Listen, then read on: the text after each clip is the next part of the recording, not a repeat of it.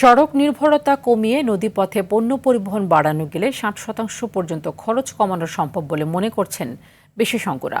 তবে এর জন্য নৌপথের নাব্যতা বাড়ানোর তাগিদ তাদের।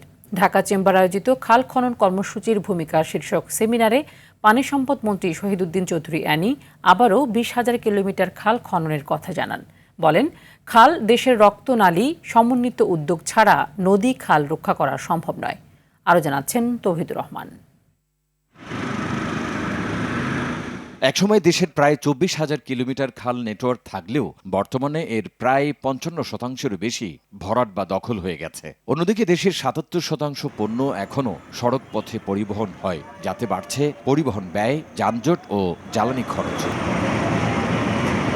ডিসিসিআই আয়োজিত সেমিনারে বক্তারা বলেন, নদী খাল পুনরুদ্ধার করা গেলে ঢাকা চট্টগ্রাম নৌপথে পণ্য পরিবহন খরচ কমে আসবে, পাশাপাশি কৃষি সেচ খরচও কমবে, এগিয়ে যাবে গ্রামীণ অর্থনীতি। খাল নদী বিল খনন সংস্কারকে গ্রামীণ ভৌত কাঠামো সামগ্রিক কর্মসূচি হিসেবে ভাবতে হবে এবং শহর কাঠামোর মধ্যেও স্থানীয় জনগণকে সুবিধাভোগী নয়, শুধুমাত্র সুবিধাভোগী নয়, কাস্টোডিয়ান অভিভাবক হিসেবে তাদের যুক্ত করতে হবে। পানি সম্পদ মন্ত্রী বলেন, খাল ও নদীর স্বাভাবিক সংযোগ নষ্ট হলে কৃষি পরিবেশ, নৌ পরিবহন ও পানি ব্যবস্থাপনা ক্ষতিগ্রস্ত হবে।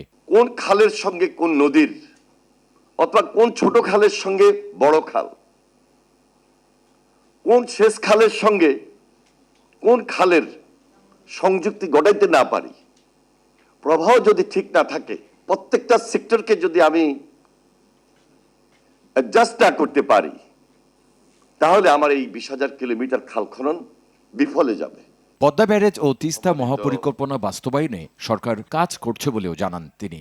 খাল খনন কর্মসূচির পাশাপাশি যে পদ্মা ব্যারেজ এবং তিস্তা নিয়ে যে আমাদের মহাপরিকল্পনা, সেটা নিয়ে আমাদের বিশেষ সেমিনার রয়েছে। সেখানে আমাদের অনেক স্টাডির ব্যাপার আছে, সেটা দেশীয় এবং বিদেশি স্টাডির প্রয়োজন। খাল খননে বড় চুরি ঠেকাতে নজরদারি রয়েছে বলেও জানান পানি সম্পদ মন্ত্রী। মাল্টি মডেল ট্রান্সপোর্ট নেটওয়ার্ক গড়ার মাধ্যমে আগামী সমৃদ্ধ ও সুন্দর স্বনির্ভর বাংলাদেশ অন্যতম প্রধান চালিকা শক্তি হিসেবে কাজ করবে। তৌহিদুর রহমান, RTV, ঢাকা।